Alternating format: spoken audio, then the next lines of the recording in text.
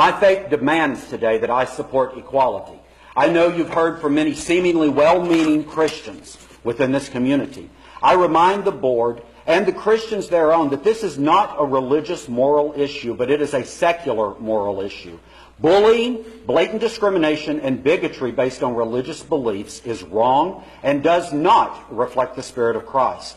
He stood against the theocratic government of the day and embraced those who were the oppressed and the marginalized. The opposition to this bill is not about restrooms or about a fear of sexual predators.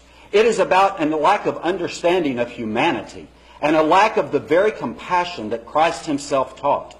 This opposition is rooted in hate and fear-based arguments, fears of sexual assault that have been disproven by statistics in over a dozen states already. Fear of a loss of religious freedoms which are clearly protected by the Constitution. They fail to inform voters that this measure only grants protections related to city government. It has already been found, and they don't want you to know this, but it has already been found by the courts to be in compliance with state law.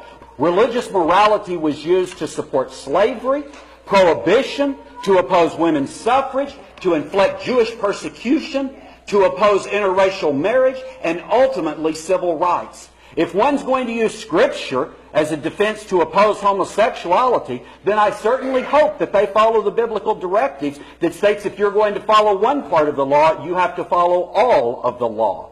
This means that they can't eat at Red Lobster anymore. They can't wear mixed materials. Unfortunately, all of the women are going to be male-dominated and are going to have to be silent and are going to be subjected to those around them. They also have the approval to sell their children. Do you see the irony here?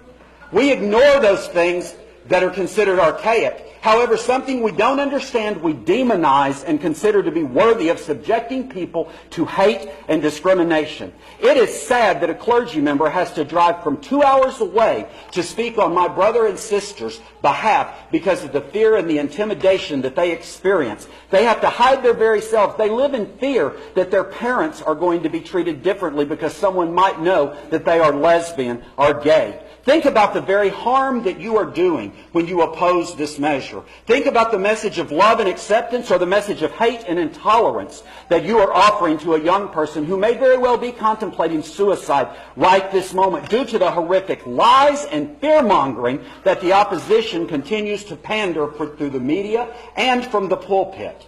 The city of Texarkana needs to join Little Rock, Fayetteville, Hot Springs, and Eureka Springs as being a leader on the right side of history. It is time to coexist and welcome everyone to the table for business purposes.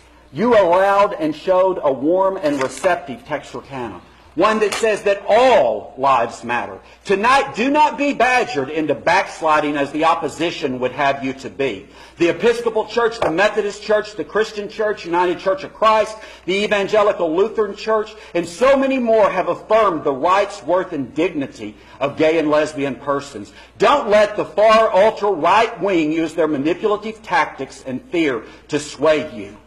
I speak out against those who use lies, defamation, fear, intimidation, mistruths, and the many, many deceptive tactics to promote hate and evil among innocent citizens. Christ said, "Judge not, lest you be judged, for as you judge, so shall you be judged." He also said, "Let him without sin cast the first stone." The opposition here tonight are Pharisees and Sadducees of today, professing superiority, high knowledge, and biblical law. Remember, Jesus rebuked them and offered a welcome to the very people that they relegated to the sidelines and the back corners. What would Jesus do?